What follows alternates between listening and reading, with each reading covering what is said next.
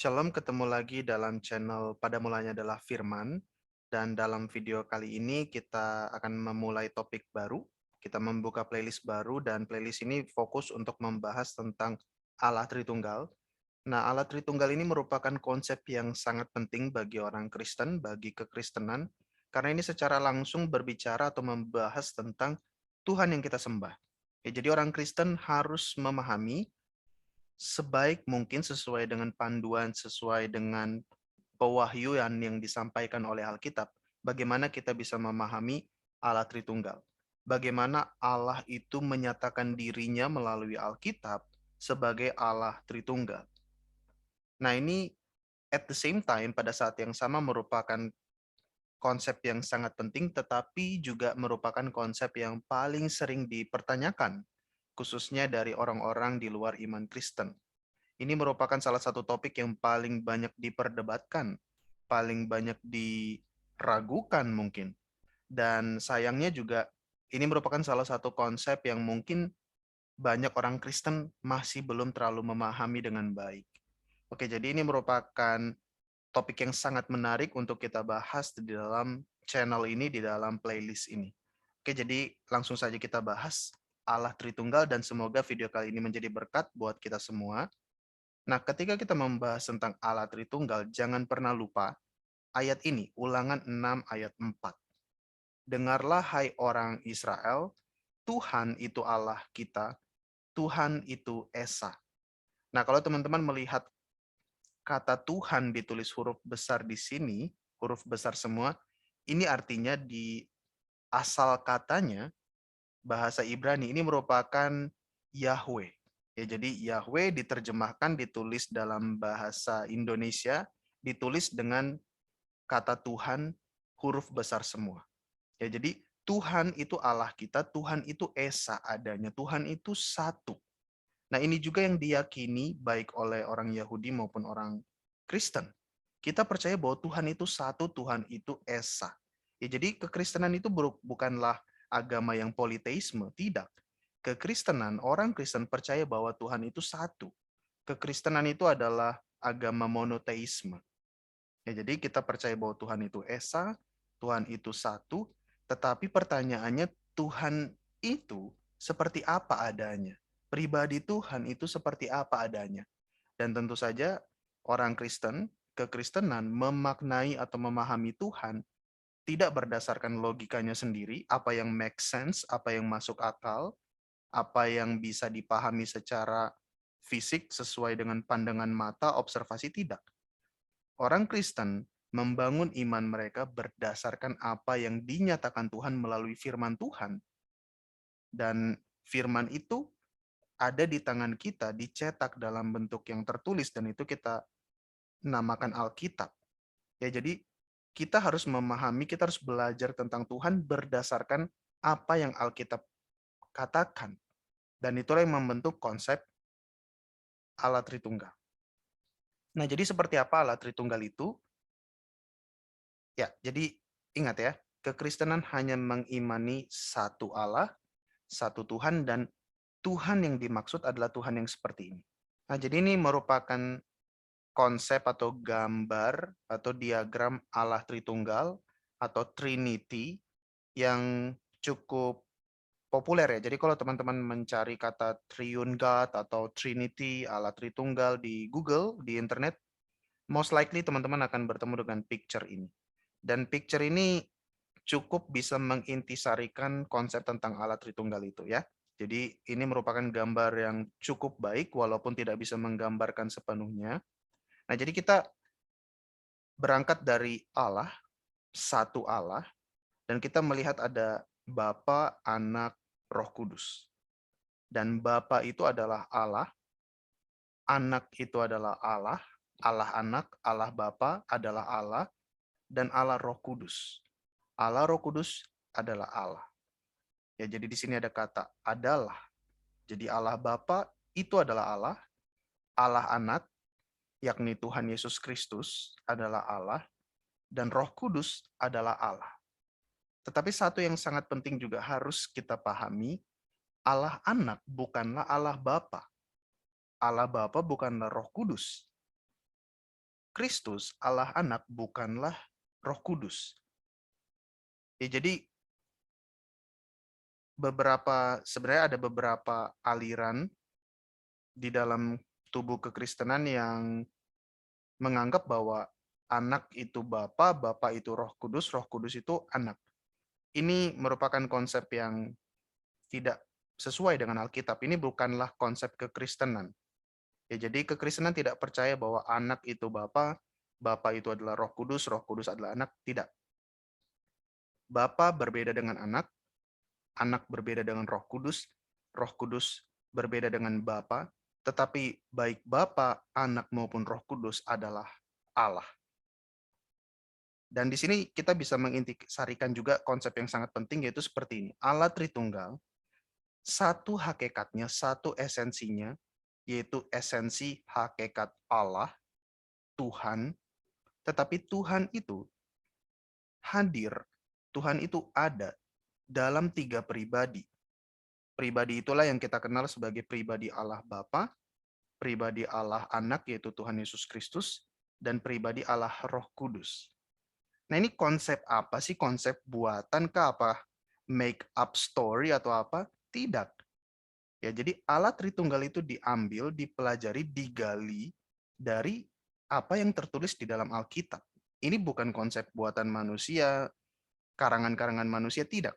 Apa yang diwahyukan Tuhan dan apa yang dicatat di dalam Alkitab, dari situlah kita memahami konsep Allah Tritunggal ini. Ya, jadi by the way ini masih video pertama, kita bakal, kalau Tuhan menghendaki, kita bakal membuat banyak video yang akan menggali lebih dalam tentang Allah Tritunggal. Tapi untuk menutup video ini kita akan membahas beberapa keberatan, khususnya keberatan dari orang-orang di luar kekristenan yang keberatan dengan konsep Allah Tritunggal, dan kita akan coba membahas atau menjawabnya secara singkat ya. Nah, keberatan pertama, Tritunggal itu adalah kontradiksi. Nah, kita perlu stop dulu sebentar di sini dan berpikir apakah benar Tritunggal itu adalah kontradiksi? Dan jawabannya tidak. Kita bisa mengatakan kontradiksi kalau misalnya seperti ini. Ada statement, ada pernyataan yang mengatakan satu adalah tiga, tiga adalah satu. Itu baru namanya kontradiksi. Karena satu itu tidak mungkin tiga, dan tiga itu tidak mungkin satu. Jadi kalau dikatakan satu itu tiga, tiga itu satu, itu namanya kontradiksi. Tapi sangat berbeda dengan konsep Allah Tritunggal. Konsep Allah Tritunggal seperti yang kita bahas melalui picture ini lebih cocok atau lebih tepat dikatakan atau disebut sebagai misteri instead of kontradiksi. Jadi kalau kontradiksi dia 100% bertentangan. Kalau konsep Allah Tritunggal adalah misteri yang memang belum dapat kita pahami sepenuhnya. That's why kita sebut sebagai misteri dan bukan kontradiksi, karena tidak ada yang kontradiktif dari konsep ini. Jika ini merupakan konsep yang susah dipahami, itu benar sekali. Ini merupakan konsep yang susah dipahami dan kita sebut ini sebagai misteri. Tapi untuk mengatakan ini sebagai kontradiksi itu bukan tepat juga. Itu salah. Ini bukanlah kontradiksi, ini merupakan misteri yang belum dapat kita jawab sepenuhnya mungkin dalam kehidupan saat ini, tapi tentu kita bisa jauh lebih memahami ketika nanti kita sudah berhadapan muka dengan Tuhan itu sendiri. Itu keberatan pertama. Keberatan kedua, konsep Tritunggal tidak masuk akal. Nah, kita perlu stop juga di sini, teman-teman. Ini kita sedang membahas tentang Allah. Ini kita sedang berbicara tentang Tuhan yang Maha Agung, yang luar biasa, yang menciptakan alam semesta. Dan kemudian kita memaksa bahwa Tuhan itu harus masuk di akal kita, sepertinya itu terlalu maksa. Ya, kita nggak mungkin bisa dengan akal kita yang very, very, very kecil ini untuk bisa memahami sepenuhnya tentang Allah yang luar biasa besar itu. Ya, Tuhan itu ada di atas segala-galanya, jauh lebih besar di atas segala-galanya. Istilahnya seperti ini, kita memaksa menggenggam volume air di seluruh samudra di tangan kita. Nggak akan cukup. Ya, volume air di samudra kita coba genggam dengan telapak tangan kita yang kecil ini, nggak akan cukup. Seperti itu juga Allah yang luar biasa besar, luar biasa agung, kita coba memasukkan Allah itu ke dalam konsep di pikiran kita, di volume otak kita yang kecil ini, nggak akan bisa masuk. Ya, jadi dengan mengatakan bahwa konsep Tritunggal itu tidak masuk akal, sehingga Tritunggal itu salah, itu adalah pernyataan yang tidak baik, tidak benar. Ya, jadi by the way ada banyak sekali hal di dunia ini yang sebenarnya jujur, honestly tidak masuk akal. Bagaimana kita bisa hidup eternal? Bagaimana manusia hidup kekal nanti setelah mati? Itu kita nggak bisa mengatakan bahwa itu masuk akal. Itu bisa dibilang tidak masuk akal. Bagaimana Tuhan itu ada, siapa yang menciptakan Tuhan, mengapa Tuhan ada dengan sendirinya, itu juga tidak masuk akal, teman-teman. Ya, tapi mengatakan itu tidak masuk akal bukan berarti mengatakan bahwa Tuhan itu salah. No. Ya. Jadi tidak masuk akal, that's fine karena kita berbicara tentang Allah yang luar biasa besar dan hikmat kita yang terbatas ini, akal kita yang terbatas ini tidak akan bisa memahami sepenuhnya Tuhan itu seperti apa. Ya, jadi memang konsep Tritunggal itu sangat susah dipahami, tapi dengan mengatakan konsep Tritunggal tidak masuk akal sehingga Tritunggal itu salah, ini merupakan statement yang kurang bertanggung jawab. Dan terakhir, keberatan ketiga yang akan kita bahas dalam video kali ini, yaitu kata Tritunggal tidak ditemukan di Alkitab. Konsep Tritunggal hanyalah konsep buatan manusia atau gereja. Nah, kita bahas dulu yang pertama. Kata Tritunggal tidak ditemukan di Alkitab.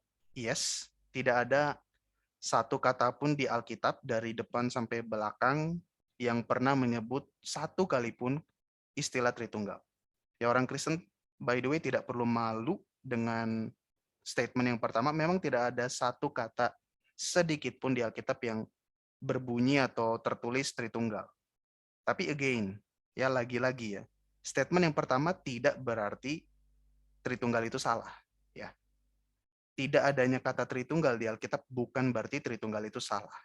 Ya, konsepnya ada di sana, intisarinya ada di sana, esensi ajarannya ada di dalam Alkitab, tapi memang kata Tritunggal itu tidak tertulis di Alkitab, tapi semuanya ada di sana, konsepnya ada di sana, pemahamannya semuanya ada di sana, which is good. Oke?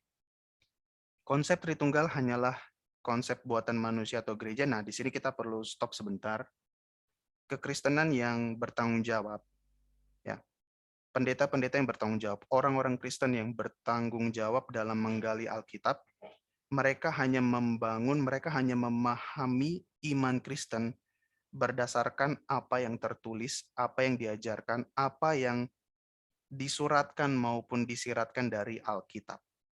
Ya, jadi kita disiplin, kita bertanggung jawab, kita mencoba menggali apa yang dikatakan Alkitab, dan kalau kita belajar Alkitab dengan baik dan benar, kita nggak akan bisa lepas dari Tritunggal. Kita pasti akan mendapatkan konsep Tritunggal, kita pasti akan paham bahwa ya Tuhan menyatakan dirinya sebagai Allah yang Tritunggal. Ya, jadi ini bukan konsep buatan manusia, ini bukan konsep yang dibuat manusia atau dibuat gereja, tidak. Ini adalah konsep yang gereja maupun orang Kristen temukan dari pewahyuan Tuhan yang tercatat di Alkitab. Jadi kita menemukan harta karun ini, kita menemukan konsep ini ketika kita membaca dan mempelajari Alkitab. Jadi bukan dibuat-buat, konsep itu ada, kebenaran itu, hikmat itu ada di Alkitab, dan kita membaca dan mempelajarinya, dan kita memahaminya, dan akhirnya mengimaninya. Jadi seperti itu konsep Tritunggal, dan by the way kita mungkin sudah bahas, bisa dibilang sedikit banyak cukup panjang dalam video kali ini. Semoga video kali ini merupakan video perdana, semoga ini bisa sedikit banyak memulai interest kita untuk mempelajari Allah Tritunggal, dan semoga ini menjadi salah satu hal yang bisa menguatkan iman kita dan menambah pemahaman kita tentang Allah Tritunggal. Jadi semoga menjadi berkat, dan sampai ketemu lagi dalam video-video berikutnya. Terima kasih dan Tuhan memberkati.